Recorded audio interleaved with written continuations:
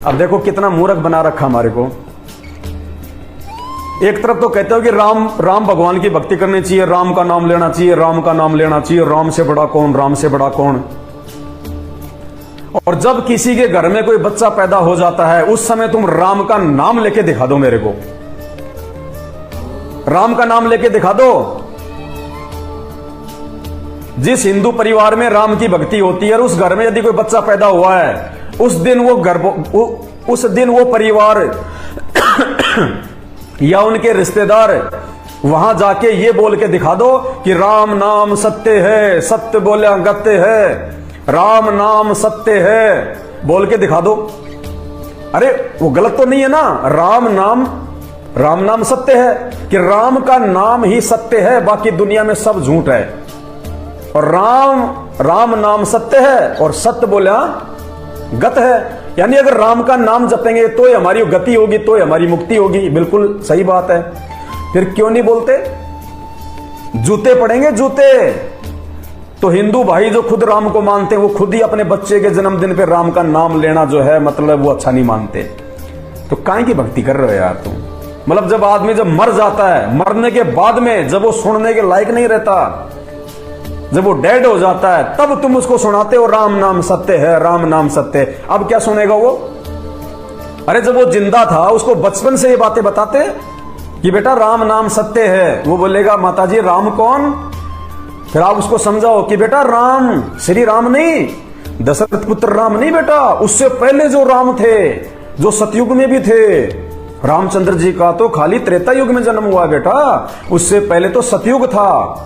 उसमें कौन राम था? वो राम सब जगत बखाने, आदि राम कोई बिरला जाने, सबसे पहला वाला राम आदि राम। बेटा राम नाम सत्य है, उसका नाम सत्य है। राम राम राम राम नहीं, वो राम जो मंत्र देगा, जो भक्ति देगा वो सत्य है। राम नाम सत्य और सत्य बोले गत है। सत्य मानिए उसकी जब हम भक्ति करेंगे, जो मंत्र का जाप करेंगे तो हमारी मानव शरीर से ये गति होगी। बचपन से पढ़ाओ उस बच्चे को, मरने के बाद में जब वो सुनना बंद कर देता तब तुम राम नाम सत्य है, सत्य बोले गत्य है। कौन सुन रहा है? तो ये है, ये नकली धर्मगुरु ने ऐसा समाज तैयार कर दिया। राम तो श्री रामचंद्र जी के शरीर का नाम था। जैसे मेरा नाम है पवन दास, ठीक है, तो ये मेरा कोई मंत्र थोड़ी है, ये तो मेरे शरीर का नाम है, मेरी पहचान है। तो राम तो श्री रामचंद्र जी की जो है वो पहचान है, श्री कृष्ण जी तो उनके शरीर का नाम है। अब जैसे कोई कुत्ता है और आपने यदि उस कुत्ते को यदि अपनी तरफ आकर्षित करना है, यदि आपने उसको बुलाना है, भाई साहब आप कितना ही बोलते रहो कुत्ता, ए कुत्ता, ओ श्रीमान कुत्ते जी, वो कुत्ता आपकी तरफ देखेगा ही नहीं। क्यों? क्योंकि उसका शरीर का नाम है, उसको नहीं पता, वो नहीं ध्यान देगा। कितना ही करते रहो उसको, कुत्ता ए कुत्ता, तू सुनता क्यों नहीं? लेकिन उसका मूल मंत्र, उसका बीज मंत्र कुछ और है जिससे वो कुत्ता तुरंत आपकी तरफ ध्यान देगा। क्या है? टोल बस अड़का सा बोल दो, कुत्ता तुरंत कान खड़े करके आएगा आपकी तरफ। क्यों?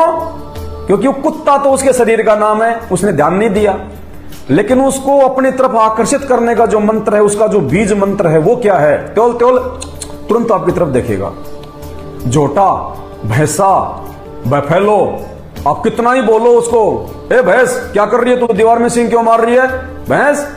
या फिर कोई भैंसा, ए भैंसा राम इधर ले, ये चारा खा ले, ए भैंसा, तो देखेगा ही नहीं आपकी तरफ। उसको धीरे से बोल दो उड़ रही, तुरंत आपकी तरफ देखेगा वो। तुरंत कहां से आवाज आई, कान खड़े कर लेगा। वो उड़ रही उसका मूल मंत्र है। इसी प्रकार भाई तुम कितना राधे राधे, हरे रामा हरे कृष्णा, रामा रामा रामा रामा, ये तो इनके शरीर के नाम थे, ये तो इनकी पहचान थी। अरे अगर इनसे भी कोई लाभ लेना है तो वो मंत्र भी धरती पे वर्तमान में संत रामपाल जी के पास है और किसी नकली धर्मगुरु के पास नहीं है। ये देखो, तुम कहते हो ना संत रामपाल जी देव देवताओं की भक्ति छुड़वाते हैं, देव देवताओं की भक्ति छुड़वाते हैं, तुम्हारी आधी अधूरी जो है वो जानकारी। ये देखो ये कौन है, ये ब्रह्मा और सावित्री जी, ये गणेश जी, ये लक्ष्मी और श्री विष्णु जी, ये शेरावाली माता दुर्गा और ये शंकर और पार्वती। इन पांचों देवताओं के मंत्र देते हैं संत रामपाल जी अपने भक्तों को। ये हमारा ये मंत्र कार्ड है। इस पे जो मंत्र लिखे हुए इन देवताओं के वो मैंने हटा रखे हैं अभी, क्योंकि वो हम आपको ऐसे नहीं दिखा सकते। वो मंत्र केवल संत रामपाल जी ही दे सकते हैं।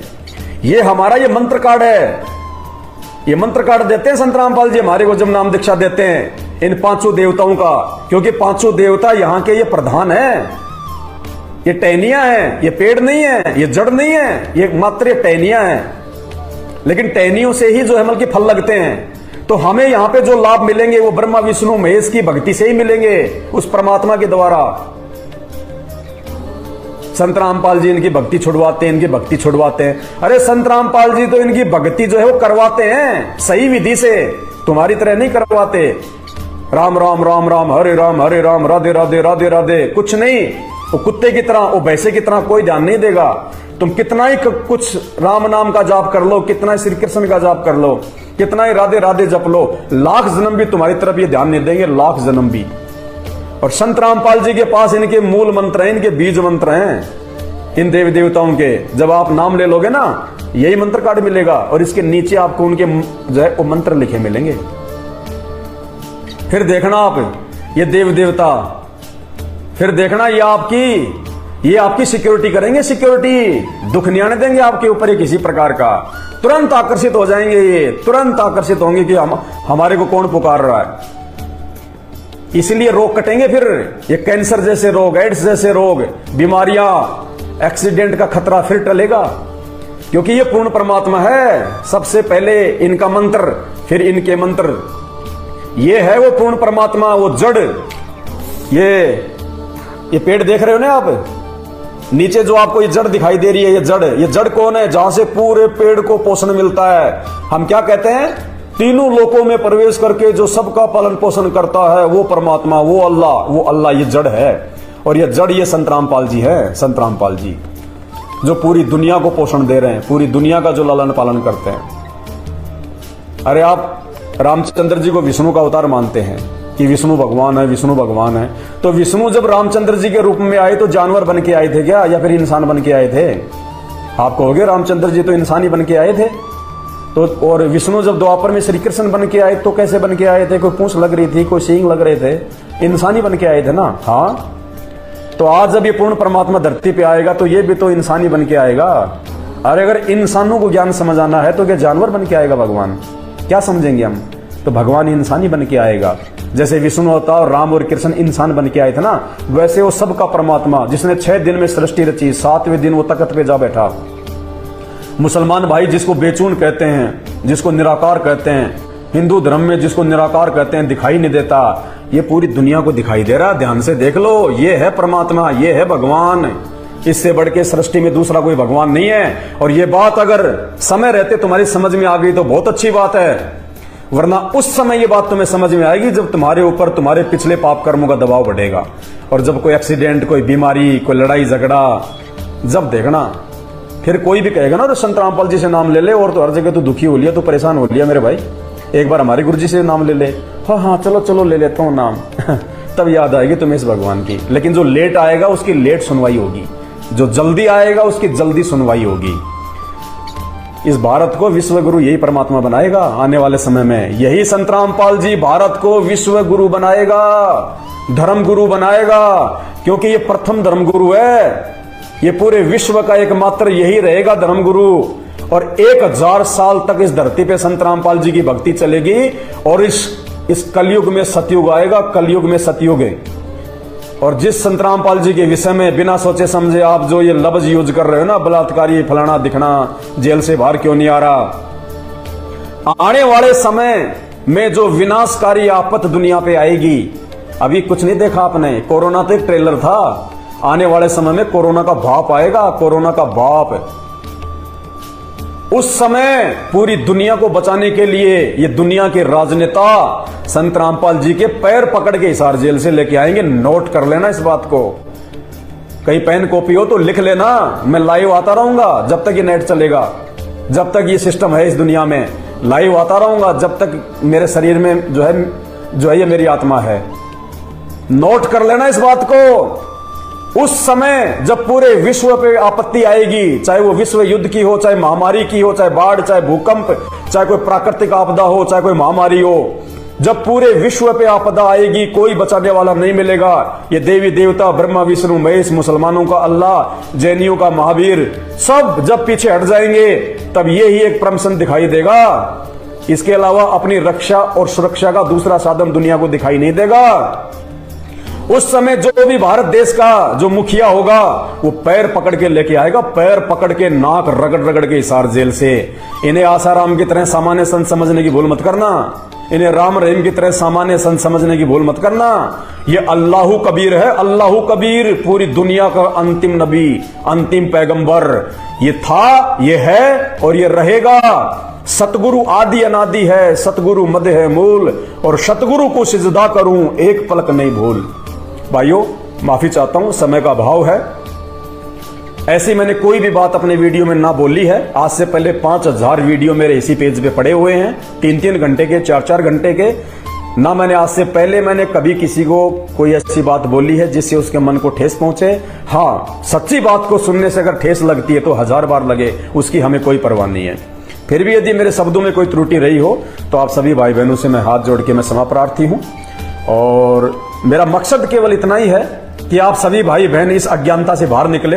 हम सबको परमात्मा ने मानव जन्म दिया है, हम सब एक ही परमात्मा के संतान हैं, चाहे हिंदू हैं, चाहे मुसलमान हैं, चाहे सिख हैं, चाहे जो मर्जी हैं। हम भगवान ने धर्म नहीं बनाई, जातियां नहीं बनाई। आप इन सब चीजों से बाहर निकलो और एक बार निष्पक्ष होके ये मत देखो कि संत रामपाल जी जेल में हैं। देखो, जिस समय रामचंद्र जी आए थे उस समय किसी ने उनको भगवान नहीं माना। जिस समय श्री कृष्ण जी आए थे किसी ने उनको भगवान नहीं माना। अगर रामचंद्र जी की माता उनको भगवान मानती तो बनवास के समय रोती नहीं। अगर उनकी सौतेली माता वो कैकेयी उनको भगवान मानती तो रामचंद्र जी को बनवास और भरत के लिए राज्य नहीं मांगती। अगर रावण रामचंद्र जी को भगवान मानता तो सीता का जो है वो अपहरण नहीं करता। यदि वो धोबी रामचंद्र जी को भगवान मानता तो ऐसा व्यंग नहीं मारता जिसे रामचंद्र जी ने सीता को वहां से निकाल दिया। तो कहने का मतलब है मेरे भाई और बहनों, इसी प्रकार द्वापर में श्री कृष्ण जी आए, उनको भी किसी ने भगवान नहीं माना। अगर वो कंस भगवान मानता तो अपने भांजे की जान का दुश्मन नहीं बनता। अगर वो पूतना उनको भगवान मानती तो अपना जहरीला दूध पिला के उनको मारने नहीं जाती। कंस, केसी, चाणूर, जरासेंद्र, शिशुपाल अगर उनको भगवान मानते उनके साथ में लड़ाई झगड़ा नहीं करते। ठीक है। और दुर्योधन अगर उनको भगवान मानता तो कभी भी महाभारत का युद्ध नहीं होता। जब श्री कृष्ण जी 3 बार शांति प्रस्ताव लेके गए थे समझाने के लिए कि भैया 5 पांडवों को खाली 5 गांव दे दो, उसी में अपना जीवन बसर कर लेंगे, बाकी राज्य तू संभाल। दुर्योधन ने उसकी वो बात भी नहीं मानी, तो दुर्योधन ने भी उसको भगवान नहीं माना। कहने का मतलब है जब कोई महापुरुष इस धरती पे आता है उस समय हम उनको भगवान नहीं मानते, और उनके मरने के फिर हजारों साल बाद उनकी पत्थर की मूर्तियां बना के फिर हम उनको भगवान मानते हैं। बताइए क्या मिलेगा? अरे आज मैं हूं, आज मेरे पेट में दर्द है, मैं हॉस्पिटल में गया, सामने डॉक्टर बैठा है, मैंने अपनी उसको समस्या बता दी, डॉक्टर साहब पेट में दर्द है, डॉक्टर ने मुझे चेक किया, मुझे गोली दवाई दे दी, मेरे पेट के दर्द में आराम हो गया। ओके। कल को डॉक्टर मर गया और हॉस्पिटल के बाहर उसकी पत्थर की मूर्ति बना दी, कोट पैंट पहना दिए, उसके गले में जो है वो चेक करने वाला वो लगा दिया, स्टेथोस्कोप उसको क्या बोलते हैं। और फिर कभी किसी के पेट में दर्द हो जाए और फिर कोई वहां जाके और उस पत्थर की मूर्ति वाले डॉक्टर के आगे जाके धोख लगाए कि डॉक्टर साहब जल्दी करो, मेरे पेट में दर्द है, चेक करो, डॉक्टर साहब दवाई दो। कितना ही चिल्ला लो, कितना ही भोंक लो, कितना ही हाथ जोड़ लो, कितने दंड प्रणाम कर लो, वो पत्थर का डॉक्टर तुम्हें कोई आराम नहीं दे सकता। आराम तो छोड़ो, तुम्हें वो कोई वो सलाह भी नहीं दे सकता, क्योंकि वो बेजान है, वो ना सुन सकता, ना देख सकता, ना चल सकता, ना बोल सकता। तो वर्तमान में चाहे मंदिर हो, चाहे मस्जिद हो, चाहे चर्च हो, चाहे गुरुद्वारा हो, चाहे ब्रह्मा हो, चाहे विष्णु हो, चाहे महेश हो, चाहे राम हो, चाहे श्री कृष्ण हो, जिस समय ये महापुरुष इस धरती पे थे उस समय यदि आप इनसे कोई लाभ लेते, कोई उचित आप इनसे कोई सलाह लेते तो आपको ये दे सकते थे। वर्तमान में इनके मरने के बाद, इनके जाने के बाद इनके कितने बड़े बड़े मंदिर बना लो, कितनी इनकी मूर्तियां बना लो, चाहे सोने की, चाहे चांदी की, चाहे संगमरमर की, और कितना इनके आगे चाहे घंटी बजाओ, चाहे शंख बजाओ, ये सुनने वाले नहीं है। ये पत्थर हैं, बेजान है, इनसे आपका कोई भला नहीं होने वाला। भला होगा वर्तमान में जो जिंदा होगा, जो जीवित होगा, और जीवित संत वर्तमान में केवल संत रामपाल जी हैं जिनके पास में शास्त्र अनुसार ज्ञान है।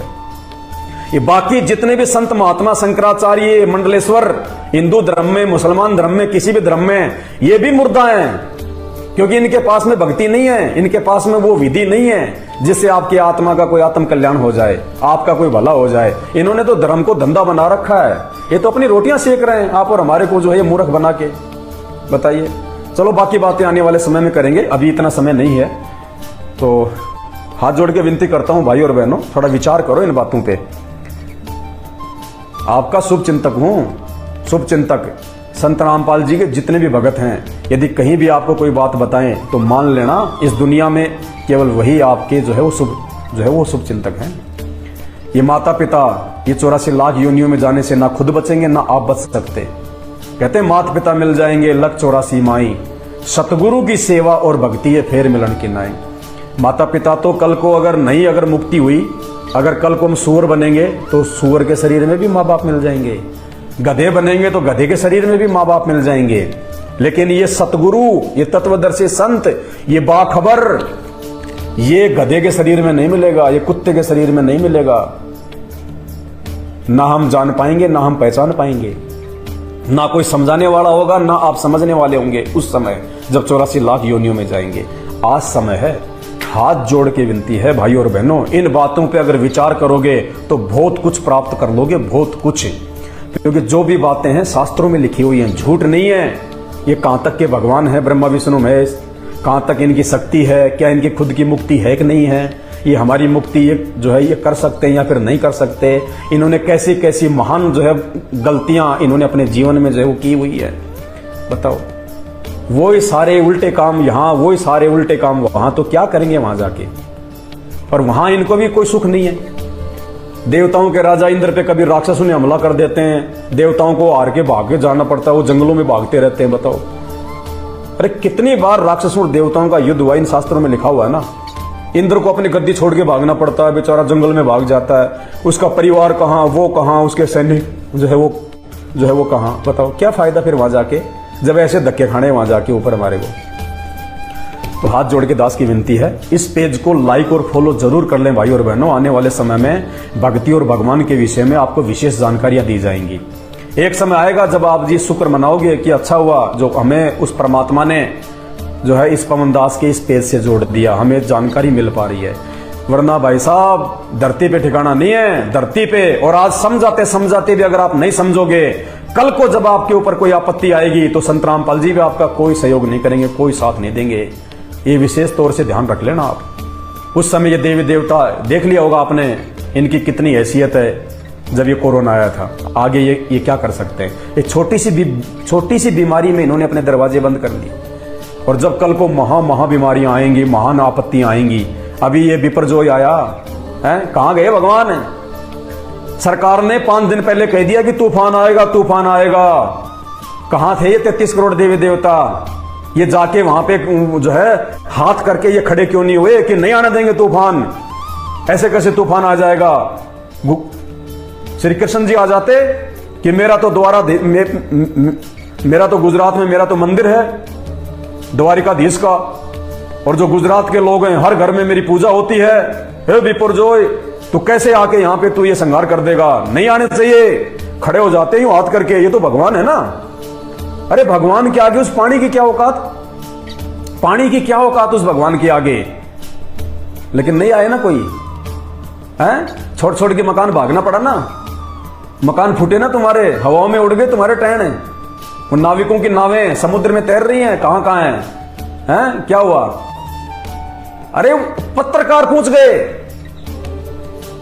टीवी चैनलों के जो पत्रकार हैं वहां पे समुद्र के किनारे उस तूफान में रिपोर्टिंग करने पहुंच गए, लेकिन भगवान नहीं पहुंच पाए। तो पत्रकार ही बड़े उन भगवानों से, तो भाई वो पत्रकार हमें जानकारियां दे रहे हैं, तो भगवान नहीं पहुंच पाया। तो भाई और बहनों हाथ जोड़ के विनती है, इस पृथ्वी पे वर्तमान में यदि कोई पूर्ण संत है जो आपको पूर्ण मुक्ति दे सकता है, और जब तक आप इस धरती पे रहोगे, आप जियोगे इस शरीर में, तब तक आपको हर प्रकार के रोगों से दूर रखेगा, सारे आपको जो अमल के सुख देगा। आपकी आंखों के सामने आपका बेटा बेटी नहीं मरेगा, औरत कभी विधवा नहीं हो सकती, घर में कभी कोई अमंगल नहीं हो सकता। आपको अपने हाथों पे रखेगा भगवान।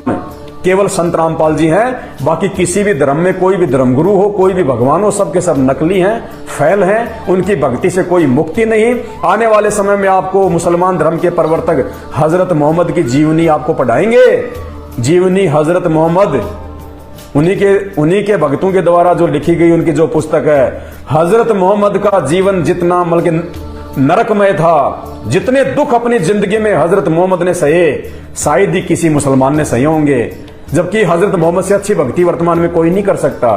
तो बताओ, जब हजरत मोहम्मद का पूरा जीवन ऐसा वो नरकीय,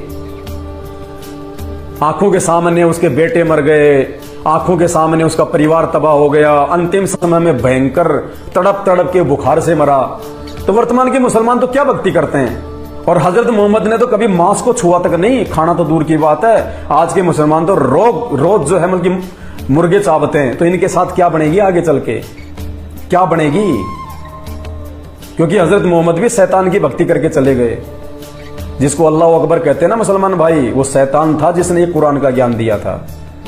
और जो गीता जी का ज्ञान दिया ना हमारे हिंदू धर्म में, वो श्री कृष्ण जी नहीं था। श्री कृष्ण जी के अंदर उस शैतान ने प्रवेश किया था, उस काल ने प्रवेश किया था। जो गीता जी अध्याय नंबर 4 श्लोक नंबर 34, मुझे ध्यान नहीं आ रहा, अब आपको दिखाऊंगा आगे, वो खुद कह रहा है कि अर्जुन मैं काल हूं, काल, और सबको खाने के लिए मैं अभी आया हूं। खुद कह रहा है गीता जी में। उससे पहले श्री कृष्ण जी ने कभी नहीं कहा कि अर्जुन मैं काल हूं। तो मेरे भाइयों, ये पूरा का पूरा जो भेद है ना इन शास्त्रों का, भक्ति और भगवान का, ये ऐसे समझ में नहीं आएगा जब तक आप संत रामपाल जी के सत्संग सुनना शुरू नहीं करोगे। तो आज ही अगर समझदार हो, आज ही यूट्यूब पे जाके सर्च कर लेना सृष्टि रचना संत रामपाल जी महाराज। जब तक आप सृष्टि रचना नहीं सुनोगे, नहीं समझ में आएगी, आप किसी भी धर्म के हो, आपको कोई भी धर्मशास्त्र समझ में नहीं आएगा और यूं ही भटकते रहोगे।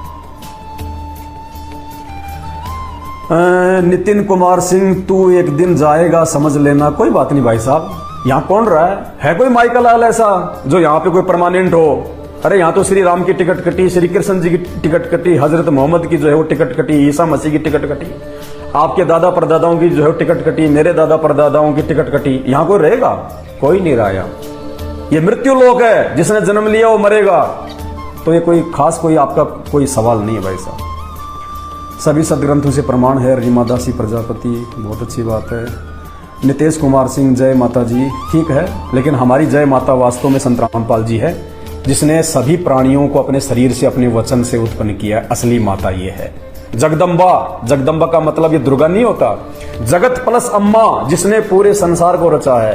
तो पूरे संसार को अल्लाह अकबर ने रचा है, पूर्ण परमात्मा ने रचा है, भगवान ने रचा है। तो वो हमारी असली जो माता है वो ये है। कहते हैं ना, तमेव माता च पिता तमेव, तमेव बंधु च सखा तमेव, तमेव विद्या च द्रविणम तमेव, तमेव सर्वमम देव देव। तो कौन है असली माता पिता? गुरु। क्योंकि गुरु के बिना आप मोक्ष प्राप्त नहीं कर सकते, गुरु के बिना आप ज्ञान प्राप्त नहीं कर सकते। असली माता जिस दिन आपको समझ में आएगा इनके सत्संग सुन के, तब आप कहोगे कि हाँ, असली माता तो संत रामपाल जी है। गुरु से बढ़ के कोई माता नहीं होती, गुरु से बढ़ के कोई माता नहीं होती है। यहाँ की माता ने तो केवल हमारे को पेट से बाहर निकाला है, जन्म दिया है खाली, लेकिन आगे का जन्म ये सफल करेंगे, आगे 84 लाख योनियों में जाना कि नहीं जाना है, उसका निर्णय इनके हाथ में है। हमारी उस जन्म देने वाली माता के हाथ में नहीं है, या फिर वो दुर्गा के हाथ में नहीं है। दुर्गा तो खुद बेचारी जन्म और मरण में है। उनका इतिहास पढ़ के देखना आप, वो भी किसी और की पूजा करते हैं। आने वाले दिनों में दिखाएंगे। वैसे तो संत रामपाल जी ने दिखा रखा है, खाली आपको सत्संग सुनने की आवश्यकता है। तो आज के लाइव में केवल इतना ही। वीडियो को ज्यादा से ज्यादा शेयर करें, और शेयर ये सभी को करना चाहिए। देखो, जो भाई बहन मुझे जो बुरा भला बोल रहे हैं ना, उनको भी शेयर करना चाहिए। क्यों? क्योंकि आपकी नजर में मैं गलत हूं, मेरी बातें आपकी समझ में नहीं आ रही, तो ये बातें औरों को भी तो मालूम पड़ना चाहिए ना कि ये आदमी गलत है, ये गलत बोल रहा है। तो ये तो भलाई का काम है, इसलिए आप भी वीडियो को शेयर करो। अगर मैं गलत हूं तो सबको पता चले, आपके यार दोस्तों को पता चले, आपके रिश्तेदारों को पता चले, आपके और लोगों को पता चले। तो आपने भी वीडियो भेजने चाहिए यदि मैं गलत हूं तो, और अगर मैं गलत नहीं हूं तो भी आपने वीडियो भेजना चाहिए। फिर बाकी लोगों तक भी सूचना जानी चाहिए, उनको भी मालूम पड़ना चाहिए भक्ति और भगवान के विषय में। सनी खान, ये के आसमान से टपके, तो धरती से कौन टपका मुझे बता दो। आज तक कोई धरती फाड़ के कोई निकला हो तो मुझे बता दो, आप बता दीजिए धरती से कौन निकला है, आसमान से टपके साथ। जब तुम कहते हो कि हमारा भगवान आसमान में रहता है, 7वें आसमान पे रहता है, तो भगवान ऊपर से तो सबको टपकाता है। तो ये भी कोई खास सवाल नहीं भाई साहब आपका। यही सब आप गलत बोल रहे हैं, साबित कर दो। जैसे मैं दिखा रहा हूं, इन शास्त्रों से बोल रहा हूं, जो भी मैंने बातें आपको बताई है शास्त्रों में लिखी हुई, आने वाले समय में आपको दिखाऊंगा, और बहुत सारी वीडियो मैंने दिखा भी रखे हैं। एक भी पॉइंट पे अगर हम गलत हैं तो आप बताइएगा, आप भी वीडियो बनाओ, कोई बड़ी बात नहीं है। हिंदू राष्ट्र, कोई बात नहीं, आपने जो शब्द लिखा मैं बोल नहीं सकता सबके सामने, क्योंकि हो सकता है आपकी माता बहनें भी देख रही हों, मेरी माता बहनें भी देख रही हों, बोलना उचित नहीं है। तो ये एक हिंदू के लक्षण नहीं है दूसरों को गालियां देना, मतलब आपके अंदर राग द्वेष भरा पड़ा है, आपके अंदर गुस्सा या क्रोध नहीं, ये हिंदू के लक्षण नहीं हो सकते, एक सनातनी के लक्षण नहीं हो सकते। ये जो व्यक्ति गाली देता है जो किसी दूसरे को, वो व्यक्ति कभी भी सनातनी नहीं हो सकता, हिंदू नहीं हो सकता, वो एक इंसान की योनि में भी नहीं हो सकता, यानी वो इंसान की लाइन में भी नहीं है। एक जो सभ्य व्यक्ति होता है, जो एक संस्कारी व्यक्ति होता है, वो कभी अपने मुंह से किसी दूसरे को गालियां नहीं देता। और आप हिंदू राष्ट्र लिख रहे हो अपनी आईडी पे, फिर नीचे आप जी गालियां निकाल रहे हो, तो भाई साहब कैसे हिंदू राष्ट्र बनाओगे? क्या हिंदू राष्ट्र बना के फिर ये गालियां सुननी है क्या? फिर आगे है आगे दुनिया को गालियां निकालना और गालियां सुनना, बस ये है क्या फिर हिंदू राष्ट्र में? तो कोई खास बात नहीं है। पता नहीं कितने मिलते हैं ऐसे भाई साहब गालियां निकालने वाले हमारे को। ठीक है, बाकी सभी भाई बहनों को मेरी तरफ से नमस्कार, राम राम, आदाब, सत श्री अकाल, जैसा भी आप समझते हो जिस भी भाषा में। लेकिन विनती करूंगा संत रामपाल जी के सत्संग सुनना जरूर शुरू कर दें, वरना भाई साहब दुनिया में कोई बचाने वाला नहीं है, दुनिया में कोई बचाने वाला नहीं है। आप सोचो हमारे माँ बाप बचा लेंगे, नहीं। माता पिता बच्चे को नहला के धुला के टिफिन दे के हाथ में स्कूल की बस में बैठा देते हैं, बच्चा स्कूल में चला जा। 2 किलोमीटर आगे जाके बस का एक्सीडेंट हो जाता है, वो माता पिता बच्चे को बचाएंगे क्या? है वो माता पिता बच्चे को बचाएंगे क्या एक्सीडेंट से? कौन बचाएगा? परमात्मा। अगर सच्चा सतगुरु बना रखा तो वो आके बचाएगा, वो समर्थ होता है, शक्तिशाली होता है। तो भाई सच्चे सतगुरु की शरण में आ जाओ। एक इंसान भगवान कैसे हो सकता है? सनी खान, क्यों भाई, क्यों नहीं हो सकता? रामचंद्र जी भी तो एक इंसान ही थे, श्री कृष्ण जी भी तो इंसान ही थे, वो कौन से जानवर थे तो बता दो भाई साहब। वो भी तो इंसान थे, राजा थे ना, उनके भी बच्चे थे, उनके भी माँ बाप थे, उनका भी परिवार था, तो वो भी तो इंसान बन के आए थे। उनके भी 2 आंखें थी, नाक था, मुंह था, कान थे, हाथ थे, छाती थी, सब कुछ था। वो इंसान नहीं थे क्या? जब रामचंद्र जी इंसान की तरह दिखाई दे के भगवान हो सकते हैं, श्री कृष्ण जी इंसान रूप में आके जब आज वो भगवान बन सकते हैं, तो संत रामपाल जी को क्या दिक्कत है? ये भी तो उनकी तरह दिखाई दे रहे हैं, वैसे ही है ना, या कुछ अलग है? वैसे नहीं, सोच समझ के सवाल करो भाई साहब, जिनके सवाल देने में थोड़ी दिक्कत आए। ये तो नॉर्मल से सवाल कर रहे हो आप, इनका तो कोई बच्चा भी इनका जवाब दे देगा। इस नए धर्म का नाम तो बता दो। मानव धर्म, मानव धर्म, आदि अनादि धर्म है ये, मानव धर्म।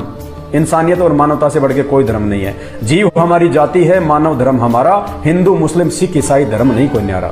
मानव धर्म आदि अनादि धर्म है, ये सनातनी धर्म है, ये पहले भी था, ये अब आगे भी रहेगा। बीच में हम लोग भूल चुके थे, हिंदू मुसलमानों में हम लोग आपस में बट गए। अगर हिंदू धर्म सर्वश्रेष्ठ है तो ये द्वापर में क्यों नहीं था? मुसलमान धर्म अगर सर्वश्रेष्ठ है तो द्वापर में क्यों नहीं था? ये त्रेता में क्यों जो है ये क्यों नहीं था? तेरा दिमाग फिर गया, इलाज करो। हाँ, कोशिश करूंगा भाई साहब, अभी तक तो ठीक ठाक लग रहा है मुझे। आपको लगने से मैं थोड़ी मान लूंगा कि मेरा दिमाग हो गया खराब। आप तो कहोगे कि तुझे बुखार हो गया, वो तो मुझे मालूम पड़ना चाहिए ना कि बुखार के लक्षण है कि नहीं है। ये भी आपकी गलत बात है। ये आपके कहने से मैं मानूं, ऐसे तो आप लोग धोखा खा रहे हो। इन नकली धर्मगुरु ने जो भी आपको बोल दिया, आपने उनकी बातें मान ली और आप लोग ये धोखा खा रहे हो। तो मैं आपकी बात ये कैसे मान लूं कि मेरा दिमाग खराब है? मैं तो सही ठीक ठाक बैठा हूं, वही बातें बता रहा हूं जो इन शास्त्रों में लिखी हुई है। दिमाग खराब तो उसका होता है जो गालियां दे, जैसे आप लोग दे रहे हो, गालियां निकाल रहे हो, उल्टा सीधा बोल रहे हो, सही बातों को आप ये गलत बता रहे हो। तो दिमाग किसका खराब है ये आपने विचार करना चाहिए। गीता जी का ज्ञान, गीता ज्ञान क्यों नाम रखा? दम है तो नाम बता, रामपाल का ज्ञान बताओ। हिंदू राष्ट्र, गीता का ज्ञान क्यों नाम रखा? तो सत्संग सुनो ना, सारी बातें मेरे से ले लोगे, फिर संत रामपाल जी के सत्संग क्या सुनोगे? मैं तो केवल एक माध्यम हूं आपको ये बात बताने के लिए कि आप संत रामपाल जी के सत्संग सुनना शुरू करो। सत्संग नहीं कर सकता मैं, सत्संग केवल एक ही कर सकता है पूरी दुनिया में। सत्संग करने का अधिकारी पूरी दुनिया में केवल संत रामपाल जी हैं। बाकी बातें आपको संत रामपाल जी के सत्संगों से पता चलेगी कि गीता का नाम गीता क्यों रखा, वेदों का नाम वेद क्यों रखा, माँ का नाम माँ क्यों रखा, बाप का नाम बाप क्यों रखा। सारी बातें आपको फिर संत रामपाल जी के सत्संगों से पता चलेगी। सब कुछ मेरे से ले लोगे, फिर इनसे क्या सीखोगे? तो मैंने भी तो इन्हीं से सीखा है ना। ठीक है, तो आप इनका ज्ञान सुनो, आप इनका सृष्टि रचना सुनो, पता चल जाएगा। चलो ठीक है भाई और बहनों, बहुत समय हो गया, आपका भी कीमती समय है। अगर 2-4 दिन में लाइव आऊं, अगर इतना भी जुड़ लोगे, इतना भी सुन लोगे, तो एक दिन डेफिनेटली आ जाएगी समझ में, गारंटेड बात है। जीवन धन्य हो जाएगा आपका, जीवन धन्य। बाकी हिंदुस्तान में जितने भी धर्मगुरु जाके देख लेना, उनके टेस्ट करवा लेना, 90% को कैंसर है। हिंदुस्तान के धर्मगुरुओं को 90% को कैंसर है, डायबिटीज है, हाई ब्लड प्रेशर है, जाके देख लेना उनको। Shri Premanand ji Maharaj, kidney fail, high blood pressure, BP, पता नहीं क्या क्या। एक वो सदगुरु रितेश्वर जी आजकल बेड पे पड़े पड़े ही प्रवचन करते हैं, मृत्यु निकट है, भय नहीं होना चाहिए, ये है वो है। क्या भक्ति कर रहे हैं भाई? अरे दुनिया को तुम उपदेश दे रहे हो, दुनिया को तुम भागवत पढ़ा रहे हो, खुद तुम कैंसर के कारण तुम बेड पे पड़े हो। उस भक्ति ने तुम्हारी क्या रक्षा करी जो तुम्हारा कैंसर का रोग भी ठीक नहीं कर पा रही? अरे कैंसर तो हो ही नहीं सकती अगर कोई भगत है तो। असल में अगर यदि आपका गुरु सच्चा है, आपकी भक्ति शास्त्रों के अनुसार है, तो आपको रोग तो हो ही नहीं सकता जो आपकी भक्ति में बाधा उत्पन्न कर दे। फिर भी बेड पे पड़े पड़े भी तोते की तरह वही चिल्ला रहे हैं। तो भक्ति नहीं है इनके पास में, इनके गुरु सच्चे नहीं है, इनका मार्ग सच्चा नहीं है, इसलिए खुद ये कैंसर से जूझ रहे हैं, बीमारियों से जूझ रहे हैं। तो कम से कम इन गुरुओं को देख के, इनकी हालत को देख के समझ जाओ भाई और बहनों, कि जब तुम्हारे गुरु, जिनके जैसे तो तुम भक्ति नहीं कर सकते, जिनके जैसे तो तुम ये प्रवचन नहीं कर सकते, और जब उनकी बीमारियों से ये हालत है, वो बेड पे पड़े हैं, रोजाना वो डायलिसिस करवाते हैं, कैंसर है, कितनी भयंकर उनको जो है वो दुख हो रहा है, और उन्हीं की भक्ति करके तुम सोचते हो कि हम तो बैकुंठ में चले जाएंगे। जिंदगी में नहीं जा पाओगे, नरक में ठोकेंगे। ये खुद भी नरक में जाएंगे, तुम्हारे को भी नरक में ठोकेंगे। तो संत रामपाल जी आज पूरी दुनिया के लिए आए हैं, पूरी दुनिया के लिए। और दुनिया में ऐसा कोई रोग नहीं जिसका इलाज संत रामपाल जी के पास नहीं हो। कोई आईसीयू नहीं, कोई ऑपरेशन नहीं, कोई मशीन नहीं, कोई हॉस्पिटल नहीं, सिर्फ उनके आध्यात्मिक शक्ति से, उनके मंत्रों की शक्ति से, उनके आशीर्वाद मात्र से। शरण में आके देखो, जब तक आम खाओगे नहीं, आम का स्वाद कैसे पता चलेगा? कैसे पता चलेगा? ठीक है भगत भाई, आप सभी भाई बहनों को मेरे तरफ से एक बार फिर से सत साहिब। अगली बार फिर लाइव आएंगे, जुड़िएगा और इन बातों पे विचार करना। विचार नहीं करोगे तो कुछ हासिल नहीं होगा, और मानव शरीर केवल विचार करने के लिए मिला है। ठीक है, हम विचार हम कर सकते हैं, हम सोच सकते हैं, बुद्धि दी है भगवान ने, ज्ञान दिया, अक्षर ज्ञान दिया, एजुकेशन दी है, शास्त्र हमारी आंखों के सामने है। आज भी नहीं सोचेंगे तो फिर कौन से दिन सोचेंगे? मरने के बाद, 84 में जाने के बाद। फिर तो कुमार सोचेगा कि इसके ऊपर 2.5 मन वजन धरना है या फिर 5 मन वजन लादना है, फिर वो कुमार सोचेगा। हम नहीं सोच पाएंगे, फिर हम तो फिर वो गधे बन के तैयार खड़े रहेंगे कि अब मेरे ऊपर ये कब वजन डाले, कब ऊपर जाऊं। तो सभी भाइयों को राम राम, सत साहिब, बंदी छोड़ सतगुरु रामपाल जी भगवान की जय हो। जाते जाते सभी भाई बहन उचित समझो तो एक बार ज्यादा से ज्यादा शेयर कर दो, और इस पेज को फॉलो जरूर कर लें। बहुत काम आएगा आने वाले समय में, बहुत काम आएगा, नहीं तो पछताओगे। जब तक आप उनके द्वारा बताई गई सृष्टि रचना को नहीं पढ़ेंगे, नहीं समझेंगे, तब तक आपको किसी भी धर्म का कोई भी धर्म ग्रंथ समझ में नहीं आएगा। भाई और बहनों, 2 घंटे से मुझे थूक बिलोने का कोई शौक नहीं है। आप भी अपने कीमती समय में से थोड़ा बहुत समय निकाल के ये वीडियो देख रहे हैं, तो ये वीडियो देखने का फायदा उसी समय है जब आप संत रामपाल जी के सत्संग सुनना शुरू करें। क्योंकि आज इस पूरी धरती पर केवल एक ही परम संत है, बाकी कोई संत इस धरती पे नहीं है। और जितने भी संत हैं, ये धर्म गुरु हैं, इनको अपने स्वयं के धर्म के विषय में पूरी जानकारी नहीं है, इनको स्वयं के धर्म ग्रंथों के विषय में पूरी जानकारी नहीं है। हिंदू धर्म गुरुओं को गीता जी और वेदों के विषय में पूरी और सच्ची जानकारी नहीं है। मुल्ला और मौलवियों को मुसलमान धर्म के विषय में, कुरान शरीफ के विषय में, तौरेत, जबूर और इंजिल के विषय में पूरी जानकारी नहीं है। जितने भी पादरी और पास्टर हैं, इनको बाइबल के विषय में पूरी जानकारी नहीं है। सिखों को गुरु ग्रंथ साहिब के विषय में जानकारी नहीं है। ना ही बौद्ध और जैन समाज को अपने अपने धर्म ग्रंथों की जानकारी है।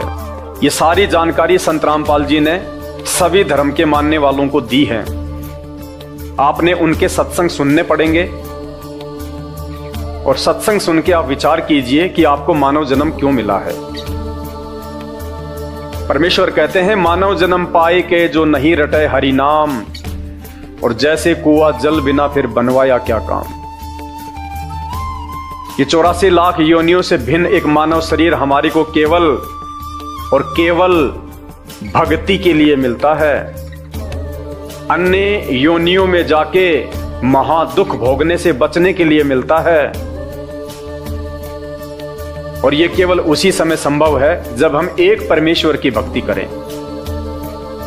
और एक परमेश्वर की जानकारी वर्तमान में पूरी पृथ्वी पे यदि किसी धर्मगुरु के पास में है तो केवल परम पूज्य सतगुरु रामपाल जी भगवान के पास में है। और जब तक आप उनके सत्संग नहीं सुनेंगे, आप उनके विचारों से परिचित नहीं होंगे, तब तक ऐसे ही आप अपना ये अनमोल मानव जन्म बर्बाद करते रहेंगे। और आज मानव जन्म में आप कितने सुखी हैं बिना भक्ति और भगवान के। और कल को जब ये शरीर छूटेगा, हम 84 लाख योनियों में जाएंगे, उस समय हमारे साथ में क्या बीतेगी। आज आप एक गधे का जीवन देख लीजिएगा, आज आप एक बैल का जीवन देख लीजिएगा, कितना महादुख भोगता है। सारा दिन खेत में चलता है, गाड़ी में उसको किसान जोतता है। एक गधा सारे दिन ईंट के भट्ठे के ऊपर कितनी मेहनत करता है, सारा दिन ईंटें ढोते रहता है। अन्य पक्षी देख लीजिए, पशु देख लीजिए, एक कुत्ता देख लीजिए, सर में कीड़े पड़ जाएं, पूरे शरीर पे उसके खुजली हो जाए, एक्सीडेंट में उसका पैर कट जाए, कितने दुख भोगते हैं। आप और हमारे ऊपर तो छोटी मोटी कोई भी आपत्ति आती है, हम तो तुरंत अपने किसी रिश्तेदार को बता दें, कहीं से सहायता प्राप्त कर लें, मेडिकल प्राप्त कर लें, हॉस्पिटल में चले जाएं। भूख लग रही है तो खाना खा लें, कहीं भी 56 प्रकार के भोजन बना के खा लें। और कल को जब भक्ति सही नहीं करेंगे, और ये तो विधान है परमात्मा का, ये मोटे मोटे ग्रंथ भगवान ने कोई ऐसे थोड़े ना लिखवाए, मजाक में थोड़े लिखवाए। चारों वेद और ये गीता जी, ये पुराण, इनमें भक्ति और भगवान के विषय में जानकारी है। इस मानव शरीर से हमें क्या करना चाहिए उसकी जानकारी है। और यदि हमने वो कार्य नहीं किया, संत रामपाल जी की शरण में आके एकमात्र पूरे विश्व में उस तत्वदर्शी संत की शरण प्राप्त करके यदि हमने एक परमात्मा की भक्ति नहीं की, तो अगला जन्म 84 लाख योनियों का। फिर हमें ना कोई सत्संग के विषय में बताएगा, ना कोई समझाएगा, ना हम समझने के लायक रहेंगे। कहते माता पिता मिल जाएंगे लख 84 माही, सतगुरु की सेवा और भक्ति ये फेर मिलन की नाही। आज अनजाने में लोग कहते हैं माता पिता ही हमारे गुरु हैं, माता पिता ही हमारे गुरु हैं। बहुत अच्छी बात है, वो भी गुरु हैं, उन्होंने भी आपको जीवन जीना सिखाया है, बचपन में आपको शिक्षाएं दी हैं। लेकिन बिना आध्यात्मिक गुरु के वो माता पिता भी मरने के बाद 84 लाख योनियों में जाएंगे, और आप भी 84 लाख योनियों में जाएंगे। वहां पे ना आपको माँ बचाएगी, ना आपको वो पिता बचाएगा। तो ये परम पिता परमात्मा इस धरती पे प्रकट है, सबका पिता है, सबकी माँ है। ये हमें सत्य आध्यात्मिक ज्ञान देके 84 लाख योनियों से भी बचाएंगे। और इस शरीर में रहते सहते यदि हमारे ऊपर कोई संकट आना होगा, कोई परेशानी या कोई दुख आना होगा, हमारे कोई प्रारब्ध का, हमारे कोई पूर्व जन्मों के कुकर्मों का, उसको भी संत रामपाल जी अपनी भक्ति से काटने में समर्थ हैं। आपके ऊपर वो कष्ट नहीं आने देंगे यदि आप उनकी मर्यादा में रह के भक्ति करेंगे। तो मेरी केवल आपसे विनती है, आपसे प्रार्थना है, मैं आपको केवल समझा ही सकता हूं, बता ही सकता हूं, जानकारी ही दे सकता हूं। बाकी प्यास आपको होनी चाहिए, भूख आपको होनी चाहिए, तभी आप उस चीज को प्राप्त जो है वो कर पाएंगे। तो आज के वीडियो में केवल इतना ही। आगे फिर परमपिता परमेश्वर के आशीर्वाद से आप सभी भाई बहनों के मार्गदर्शन के लिए वीडियो आते रहेंगे। अभी तक यदि आपने हमारे Facebook page Pawan Das is live को फॉलो नहीं किया है तो आप जी फॉलो करें, वीडियो को शेयर करें, ताकि यह जानकारी अन्य भगत भाई बहनों तक भी पहुंचे जो अभी उन अज्ञानी और नकली धर्मगुरुओं के चक्कर में अपने मानव जीवन को बर्बाद कर रहे हैं। बंदी छोड़ सतगुरु रामपाल जी भगवान की जय हो।